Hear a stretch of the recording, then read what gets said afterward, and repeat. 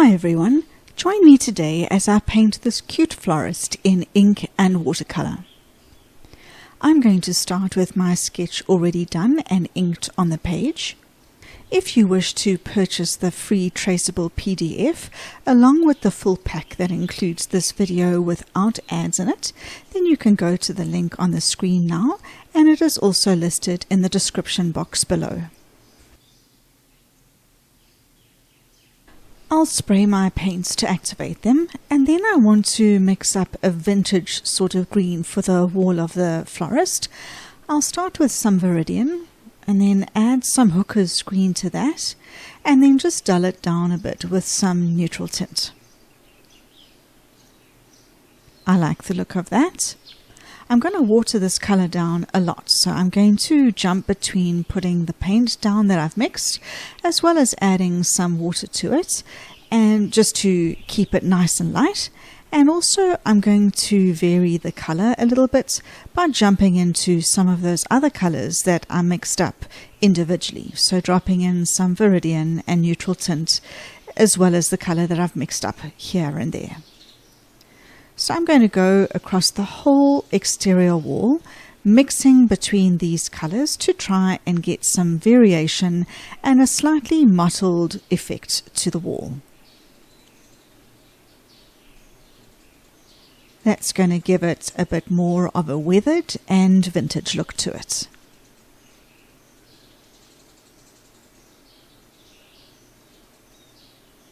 So just jumping between my grey, my Viridian and my mixed green colour, possibly putting a bit more of the neutral tints towards the top where the awning is casting a bit of a shadow.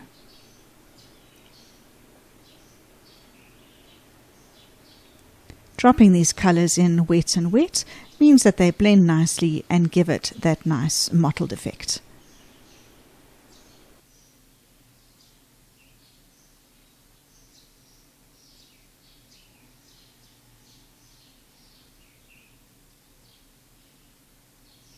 I'm going to let that dry just so that I don't smudge anything.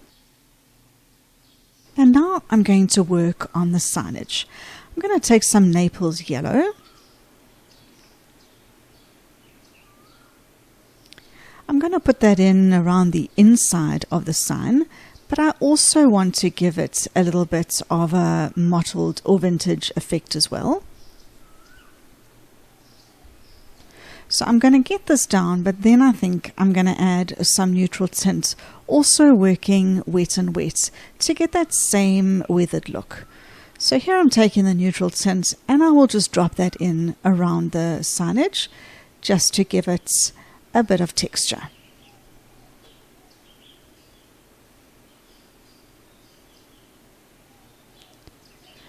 I'm taking that neutral tint on its own now, and I'm just going to put that in for the surface of the blackboard.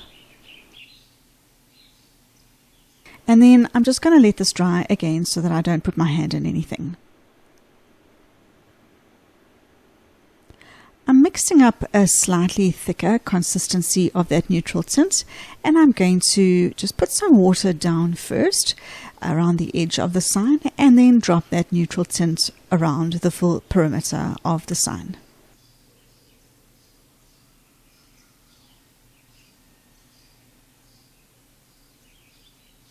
Now I'm going to do the alternate stripes on the awning. I'm going to work wet and wet, putting water down first, and then I'm dropping that neutral tint in up at the top. Although this is technically a black stripe on the awning, I want to give it a bit of a graded look, and I also don't want to go too heavy with the color too fast. So I'm putting that water down first and then dropping that neutral tint primarily at the top and then letting it grade naturally downwards. I'll work through the whole lot and just do every second stripe the same way, putting in more color at the top and letting it blend towards lighter at the bottom. If you are enjoying this tutorial, I would really appreciate it if you would click the like button. This really does help build and grow my channel. I'm just going to add a little bit darker right up at the top where there would be a bit of shadow. I'm going to do a mixture of grey and terracotta pots at the front of the shop. So these are going to be the grey pots. I'm going to work wet and wet, put some water down first, and then I'm going to concentrate more colour on the left than on the right of each pot. But I also want to give it a bit of a rounded look, so that's why I will put more colour on the outside and then let the colour grade towards nothing as it goes towards the centre of the pot.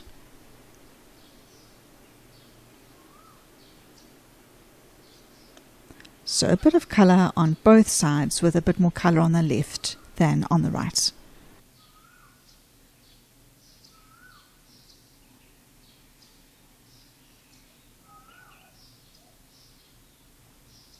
And as it dries, I will just add a bit thicker consistency on the very outsides. It'll blend less and give a bit more of a graded effect.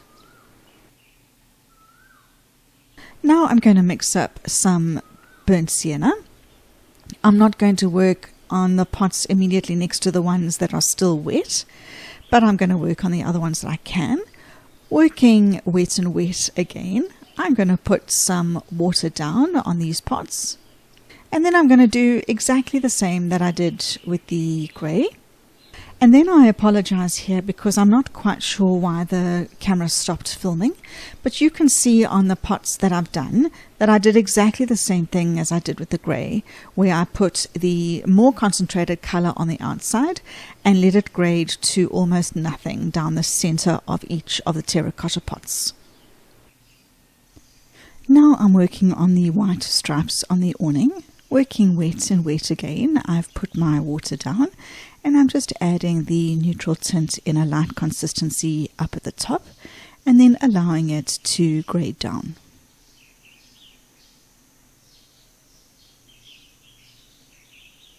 So putting the water down there and then dropping the neutral tint in up at the top. Adding a little bit extra up at the very top where there will be shadow. I'm just rinsing and drying off my brush and pushing that colour back upwards a little.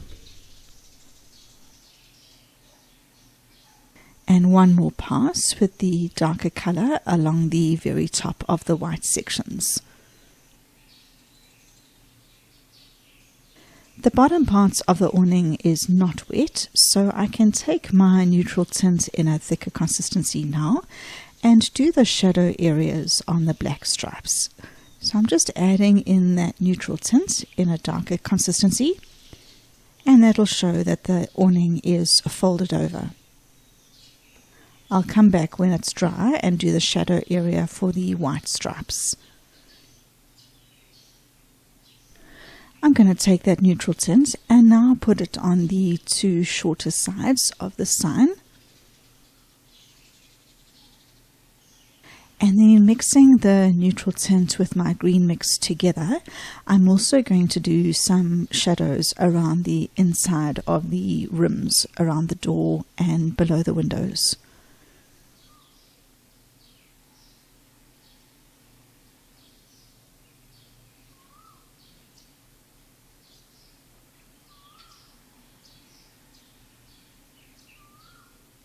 I'm watering down that neutral tint even more, and then with that very watered down mix, I'll go over the white folded over sections of the awning to give the shadow on that shorter side. And then just taking that shadow color and putting it along the top of the awning as well. Now I'm going to start working on the pots inside the windows. I'm going to use largely burnt sienna for the pots, but I'll add in some other colors as well. So I'm just going through with the burnt sienna and putting that color on the majority of the pots.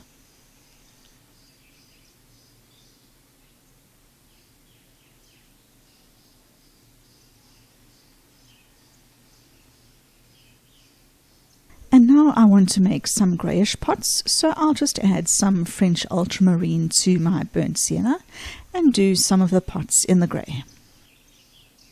then I appear to have missed out some pots that I intended doing burnt sienna, so I'm just adding those in now as well.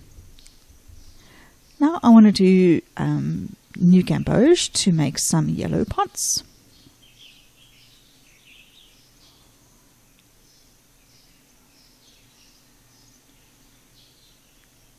And then just using the different colors on my palette just to finish off the pots.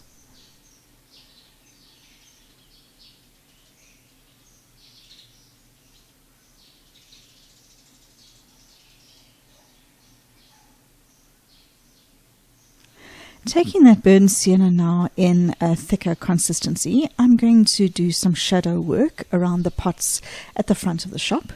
So taking that in a thicker consistency, putting it around where the plants would cast some shadow on the pots. And I didn't do this one pot at the back in the first layer because it was touching others.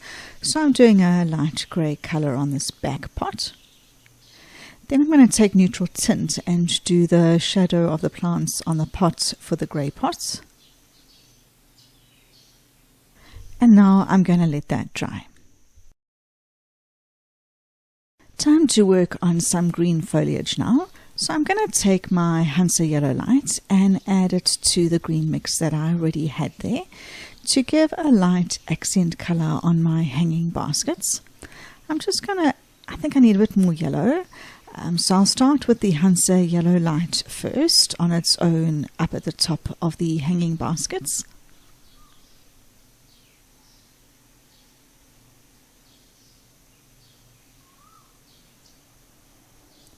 That's just going to show where the plants are catching the light.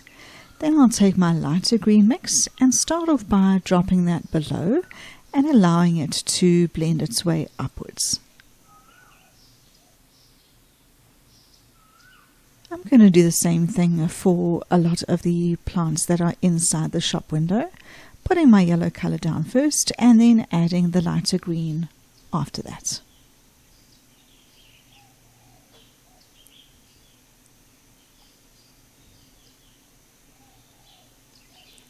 Because these areas are so small, it's a good idea to put the yellow down first and allow it to dry a bit before dropping this green in. Otherwise, when you drop the green in, it's just going to go everywhere. So that's why I did all the plants inside the window first in the yellow, allowing the first ones a chance to dry a little before dropping the lighter green in. Going back to my hanging baskets and adding a bit more green in there as well.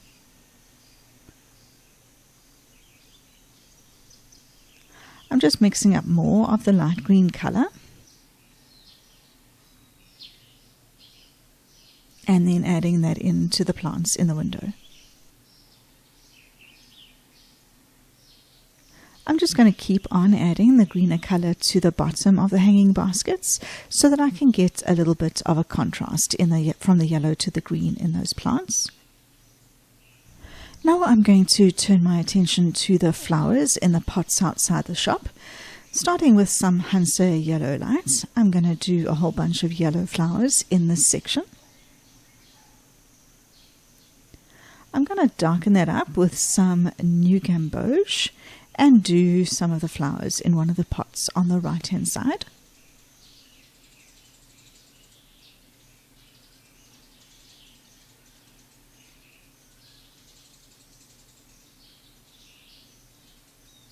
And then with each colour that I put down on the outside, I will choose some pots on the inside window and add that colour to some of the pots there as well.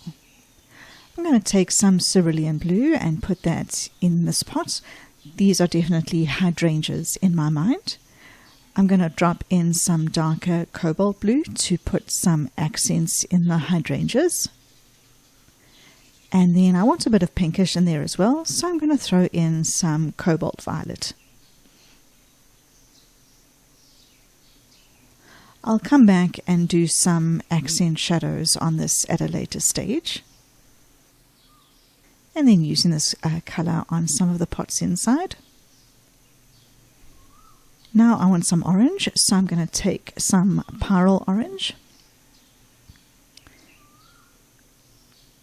and put those for the flowers in this pot.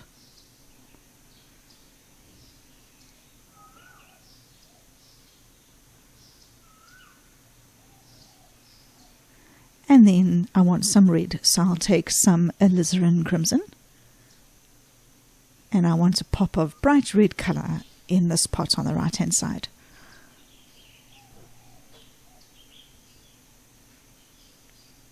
Whilst that colour's on my brush, I'll dot it on some of the inside pots.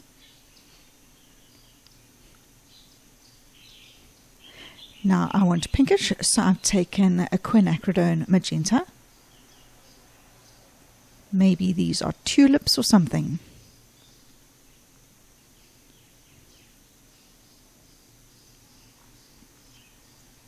I'm going to take the quinacridone rose and mix it with the yellow to get a peachy orange colour.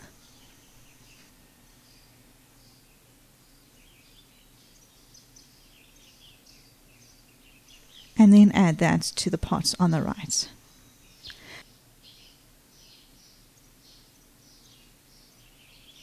Now I'm going to take some bluish green phthalo turquoise, just for something different, and put those in on this pot on the left hand side. Taking that in a slightly thicker consistency, just to get some variance in that pot.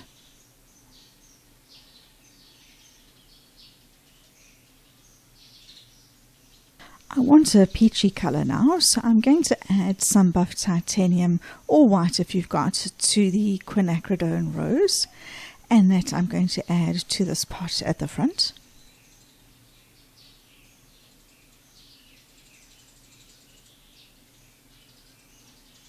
And now I'm looking for some brighter red, so I'm going to use Perylene red to act as the pop colour for the hanging baskets.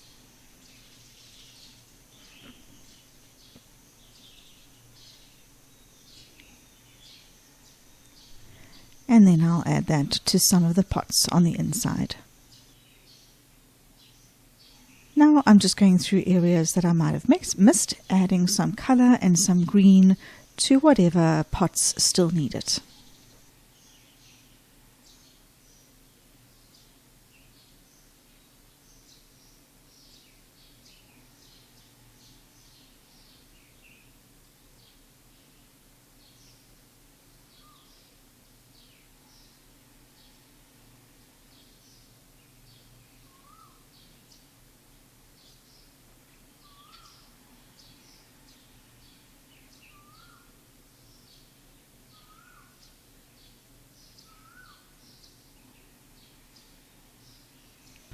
Now I want to do the wooden shelves, so to do that I'm going to use sepia, mix it up, and then just put that colour on all of the shelves inside the window.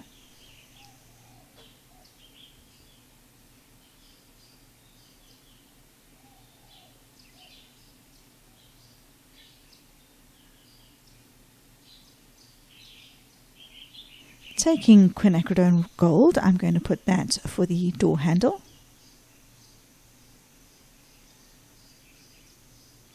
Now I'm going to start working on the paving, and I'm just going to start using a bit of everything that remains in my palette. So very watered down, I'm going to mix between brown and neutral tint and just get a mix of colours on the paving stones here.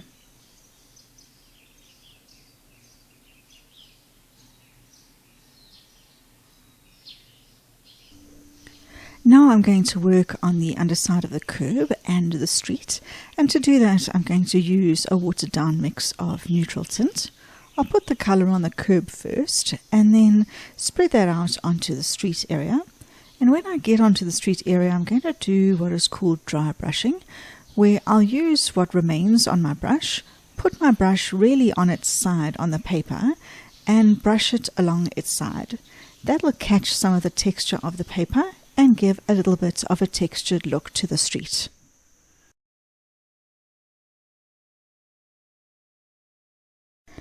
Now I want to work on the lighting on the interior of the shop. I'm going to clean up area of my palette that I can work in now. I love the warmth that quinacridone gold gives the inside of any shop. So I'm going to start by mixing up quinacridone gold, putting that down inside all of the windows. Then once I've done that, I'm going to take some of my grey mix again, and just so that it's not too bright, I'm going to put the grey mix around the edges of any of the window panes.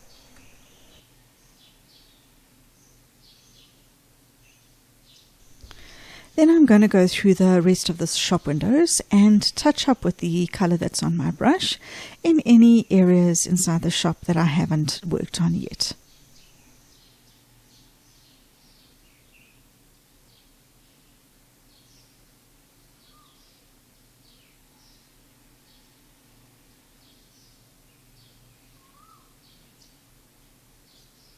I want to get a bit of variation on some of the flowers in the exterior pots. So I'm going to take my quinacridone gold first and dot it in here and there on these flowers on the right hand side. Then I'm going to add some burnt sienna to that quin gold and add it to my yellow flowers on the left hand side.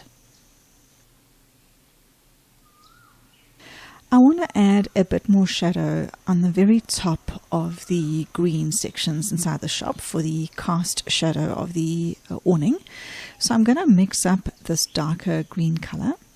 I'm going to work wet and wet. So let me put some water down on the shop front first, putting the water beyond where I want to drop in my color. And then I'm going to take that greenish gray shadow color and drop it in at the top and let it fade down.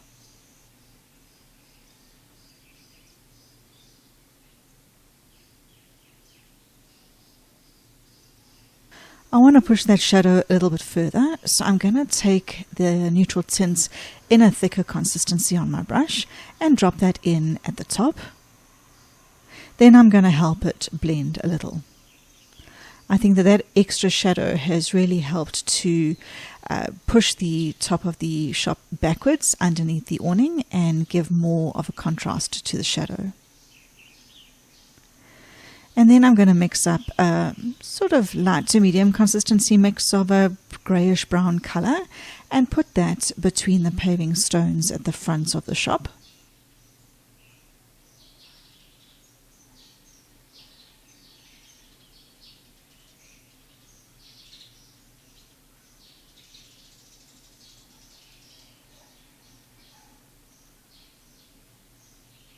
I just want to darken the curb underneath, so taking some shadow color, I'm going to put that just on the underside of the curb.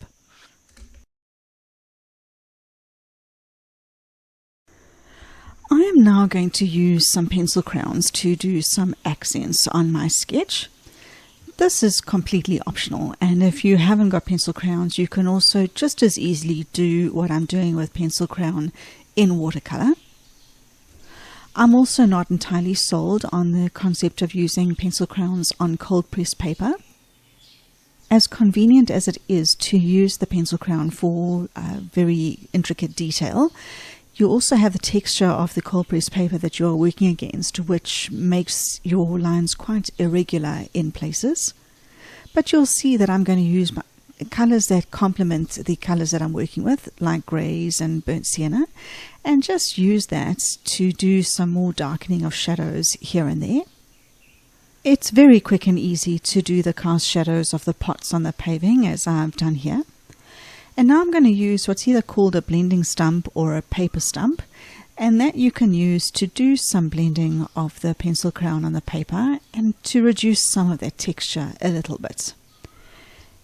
I find the pencil crayon very convenient for something like this, where I'm adding some shadow colors and texture to my hydrangea. It's very quick to just add some shadows and contrast colors than trying to get the same effect with watercolor. Not to say that I can't. I could easily have worked wet on dry with some watercolor and got the same effect, but this is very easy to do it with the pencil crayon and the blending stump. Using some burnt sienna, I'm just going to darken some shadows on the side of the pot, grading the color towards the inside.